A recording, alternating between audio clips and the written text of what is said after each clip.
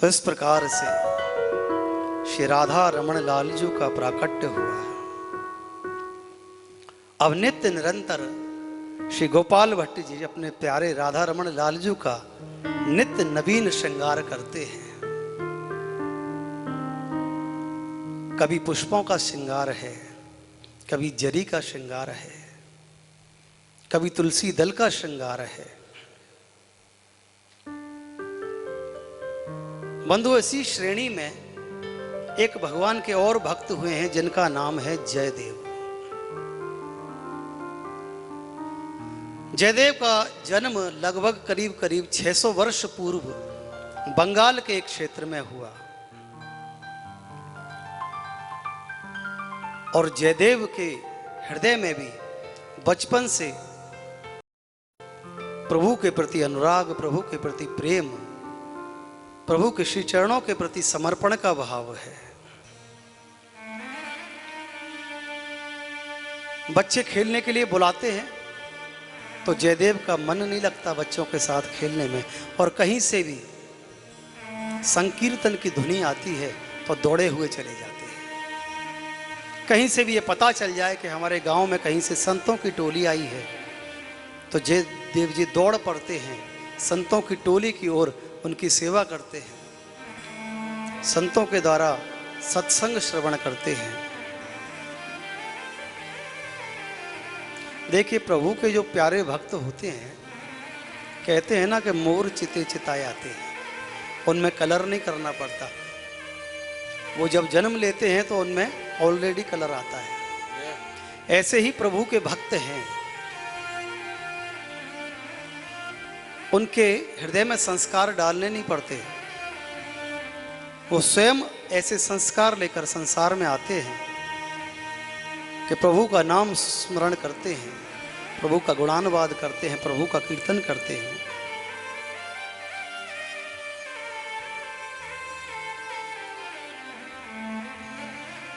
जयदेव जी के जीवन में एक विलक्षण घटना यह है कि जब वो छोटे से थे तभी उनके माता पिता का देहांत हो गया। अब जीवन में कोई ये कहने वाला नहीं कि सत्संग मत करो, कोई ये कहने वाला नहीं कि भजन मत करो। अपने जीवन को अपने सिद्धांत के अनुसार चलाते हैं, प्रभु की सेवा में मग्न रहते हैं, उनके भजन में मग्न रहते हैं।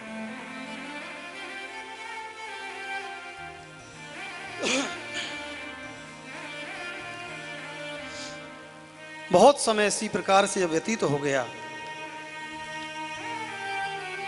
तो उसी गांव में एक व्यक्ति रहता था जिसका नाम था निरंजन।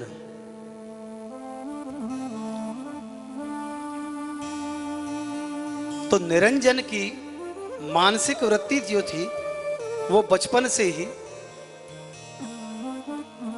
छल कपट से भरी हुई थी, द्वंद्व से भरी हुई थी। कोई भजन कीर्तन करता था तो उसे अच्छा नहीं लगता था,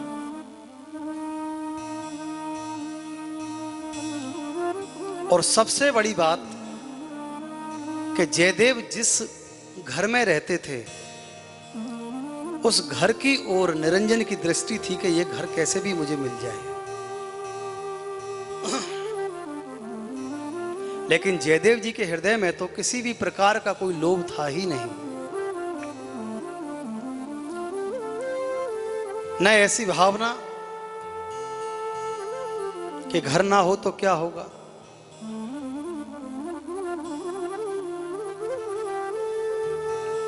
एक दिन निरंजन ने क्या किया कि कुछ ऐसे दस्तावेज बनवाए जिस पर जयदेव के पिताजी का नाम लिखा हुआ था, और वो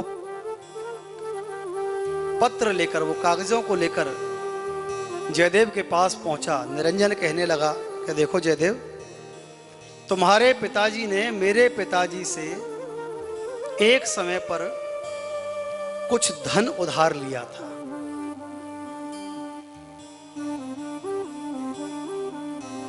अब वो धन बढ़ते बढ़ते बढ़ते बढ़ते इतना बढ़ गया है कि तुम ये निर्धारित करो कि तुम ये धन कब चुकाओगे, और या फिर जब जिस तुम मकान में रहते हो ये घर मुझे दे दो। तो जाता कभी ना स्वभाव खल का, काला कंबल लाख धुलाओ रंग ना होता हल्का। खल का जो स्वभाव है, छल प्रपंच करने का स्वभाव है, वो बना रहता है।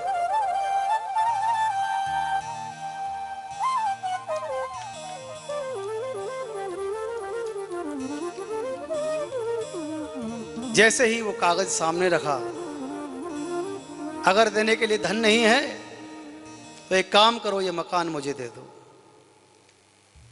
जयदेव तो सीधे साधे, घर के प्रति भी कोई मन में लालसा नहीं, कोई लोभ नहीं, जहां कहा वहां साइन कर दिया।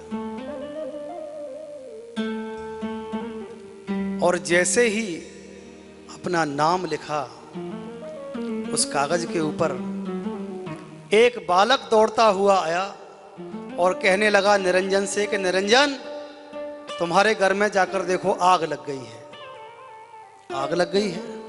निरंजन अपने घर की ओर दौड़ा, धूं धूं करके घर जल रहा है, घर में रखा हुआ सारा सामान जल रहा है। लेकिन जयदेव जी का हृदय तो संत हृदय है।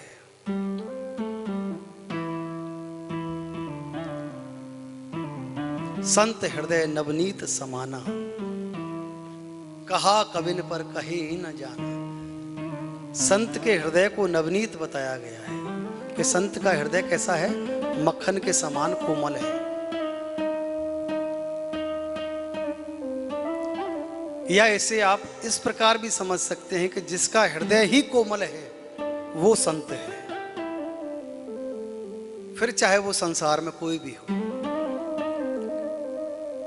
तो जयदेव जी के हृदय में तो ये बात थी ही नहीं कि निरंजन ने मुझसे मकान ले लिया है। वो उसके घर को बचाने के लिए दौड़ पड़े। जाकर क्या देखते हैं कि बड़ी तेज तेज लपट उठ रही है आंच की। जयदेव जी ने अपने जीवन का ध्यान नहीं किया और सीधे निरंजन के मकान में छलांग लगा दी। जैसे ही निरंजन के घर में छलांग लगाई, तुरंत निरंजन के घर की पूरी अग्नि शांत हो गई। निरंजन ने जयदेव जी के चरण पकड़ लिए। जयदेव, मुझ जैसा खल कोई नहीं होगा, मुझ जैसा दुष्ट कोई नहीं होगा। मैंने छल से तुमसे ये कागज, तुम्हारा ये मकान अपने नाम करवा लिया, छल से करवा लिया। लेकिन उसके बाद भी तुमने अपने प्राणों की रक्षा किए बिना ही मेरे घर में कूद गए। और प्रभु की तुम्हारे ऊपर इतनी कृपा है कि कहीं तुम ना जल जाओ। प्रभु ने स्वयं मेरे घर की अग्नि को शांत कर दिया। जयदेव जी कहने लगे कि भैया, ये तो मेरे ठाकुर की कृपा है, लेकिन सच कहूं तो मुझे उस घर के प्रति कोई मोह नहीं है।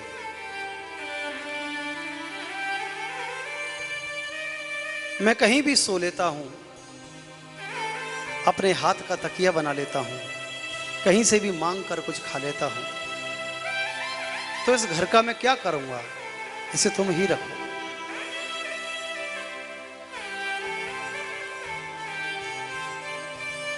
जयदेव जी को इस बात का जब ज्ञान हुआ कि वास्तविकता में प्रभु की मेरे ऊपर इतनी बड़ी कृपा है कि मेरे प्राणों की रक्षा करने के लिए स्वयं प्रभु आए और उन्होंने निरंजन के घर की अग्नि को बुझा दिया,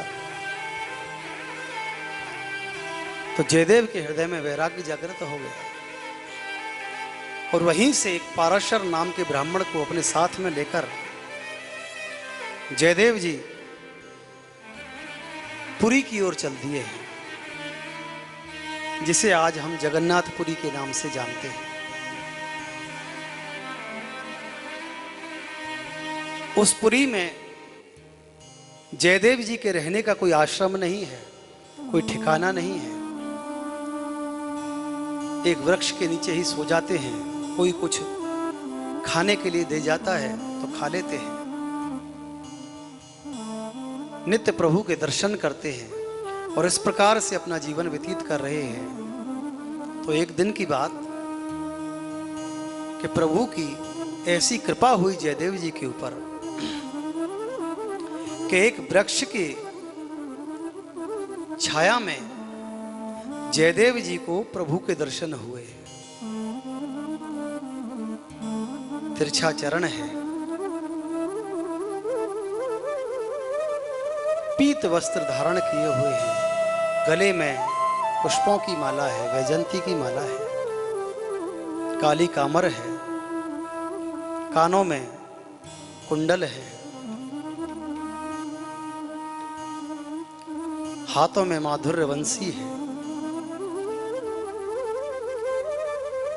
नेत्रों में काजल लगा हुआ है, बालों में पुष्प लगे हुए हैं, होठों पर लालिमा है और प्रभु का दर्शन करते हुए यहां से ही जयदेव जी ने गीत गोविंद की रचना की है, जो हम सभी ने सुना। गीत गोविंद की रचना करने के बाद जयदेव जी प्रभु का नाम स्मरण करते हुए, प्रभु का ध्यान करते हुए पुरी में ही रहते हैं और जगन्नाथपुरी में रहते रहते रहते रहते एक दिन प्रभु के श्री चरणों में उन्होंने अपने जीवन का त्याग कर दिया।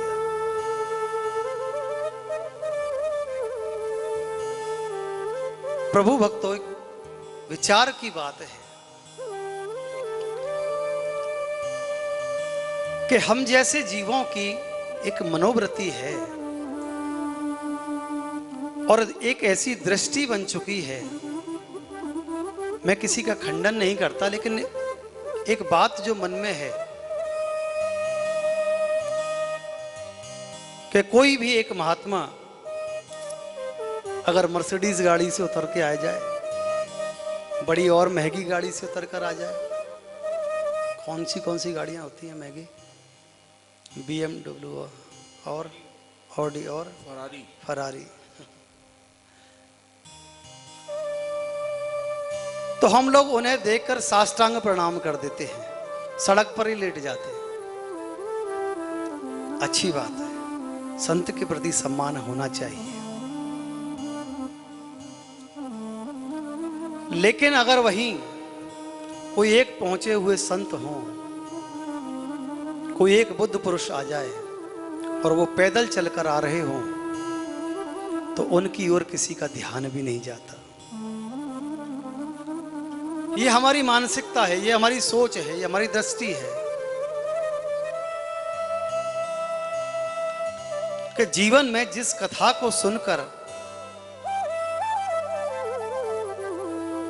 हमारे हृदय में प्यारे प्रीतम का स्मरण होना चाहिए, उनके प्रति हमारे हृदय में प्रेम जागृत होना चाहिए, वहीं हम करते क्या हैं कि गाड़ियों के पीछे भागने लगते हैं। एक बहुत अच्छी मुझे बात याद आई, पूज्य मुरारी बापू जी कहते हैं कि जब कथा पांडाल में प्रसाद का वितरण होता है और अगर दोने में प्रसाद मिलता है तो हम दोने का प्रसाद खाकर क्या दोने को अपने पर्स में रख के ले जाते हैं? क्या उस दोने को हम अपनी जेब में रख कर ले जाते हैं? नहीं ना। क्या करते हैं? वहीं छोड़कर आते हैं। तो कथा प्रसाद है और प्रसाद जिस पात्र में है उस पात्र में वो प्रसाद आपको वितरण हो रहा है। आपके जीवन का उद्देश्य, आपके जीवन का संकल्प एक ही होना चाहिए कि मुझे सिर्फ प्रसाद ग्रहण करना है। अच्छी बात है हम किसी संत के सन्निकट जाएं, हमारे जीवन में भी कुछ बदलाव आए, लेकिन कथाओं की विस्मृति करते हुए अगर हमारी दृष्टि सिर्फ एक ओर ही है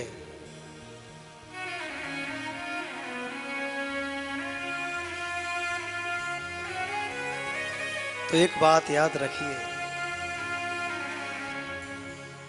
कि ये भटका हुआ जीव जो है ना, जब जीव भटकता है, एक जगह संतुष्टि नहीं होती तो किसी और गुरु के पास, वहां संतुष्टि नहीं होती तो फिर किसी तीसरे गुरु के पास।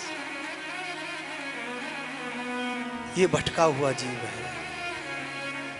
और जो भटका हुआ जीव है वो भटकता तो रहता है लेकिन पहुंचता कहीं भी नहीं है। पहुंचने के लिए एक मार्ग चुनना आवश्यक है। इसीलिए कहा गया है कि जीवन में एक संत, एक पंथ, एक कंत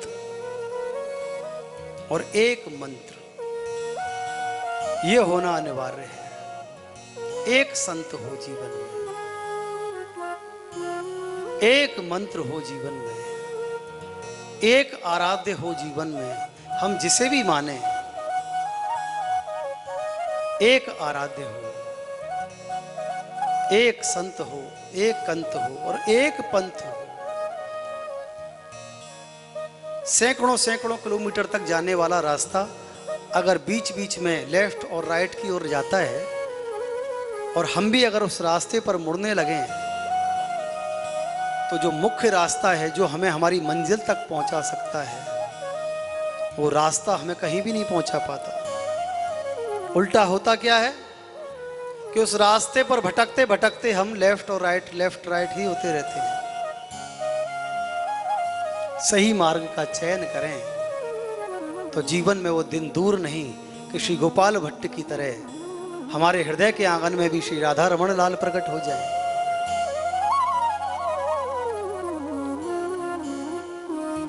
कोई विलक्षण बात नहीं कि जयदेव की तरह हमें भी श्याम सुंदर माधुरी वंशी का वादन करते हुए किसी वृक्ष के तल पे खड़े हुए दिखाई दे जाए।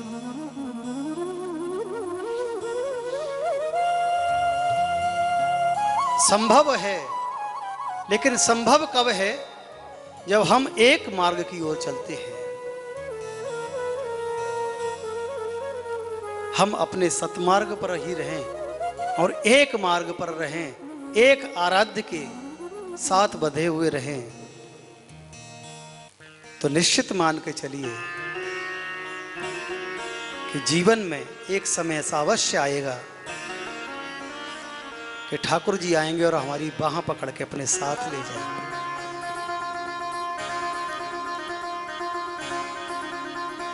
कई लोगों ने मुझसे एक प्रश्न पूछा, कई जगह पूछा कि किस जन्म में प्रभु की प्राप्ति होगी। तो मैं कहता हूं कि भैया यही वो जन्म है जिस जन्म में प्रभु की प्राप्ति होगी। ना जाने कितने ऐसे जन्म निकल गए उनका भजन करते करते, दर्शनों की अभिलाषा करते करते, और क्या पता कि यही वो जन्म है जिस जन्म में प्रभु के दर्शन देने वाले हैं। और हम आज इस जन्म में वो मौका चूक जाएं, हम आज इस जन्म में उस अवसर से चूक जाएं तो बात बनते बनते रह जाएगी। क्या पता यही वो जन्म हो जिस जन्म में हमारे आराध्य हमारे ऊपर कृपा करेंगे। तो हर उस जन्म को अपना वही अंतिम जन्म मानकर चलिए कि यही वो जन्म है जिस जन्म में हमें प्रभु की प्राप्ति होगी। क्योंकि हमारे जीवन में हमारे द्वारा किया गया दृढ़ संकल्प ही एक ऐसा है जो प्रभु को हमारे सन्निकट ला सकता है।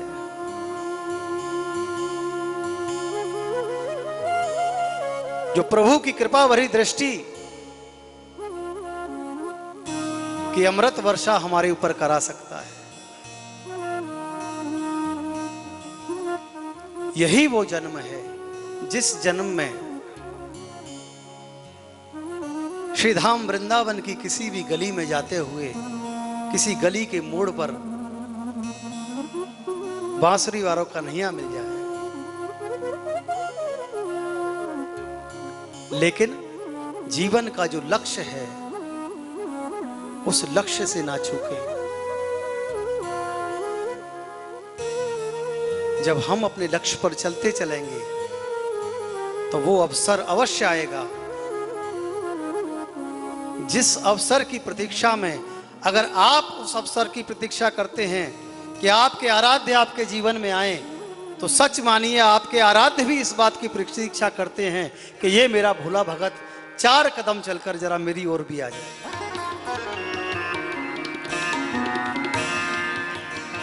और जब हम बढ़ते हैं प्रभु की ओर, प्रभु बढ़ते हैं हमारी ओर, तो मार्ग इतना सहज हो जाता है, इतना सरल हो जाता है कि कब इस जीवात्मा का उस परमात्मा से मिलन हो जाता है पता भी नहीं चलता।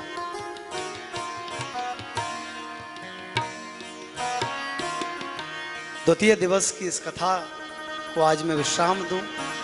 एक बार पुनः आप सभी को श्री राधा रमण लाल जी के प्राकट्य उत्सव की बहुत बहुत बधाई हो, कोटि कोटि बधाई हो।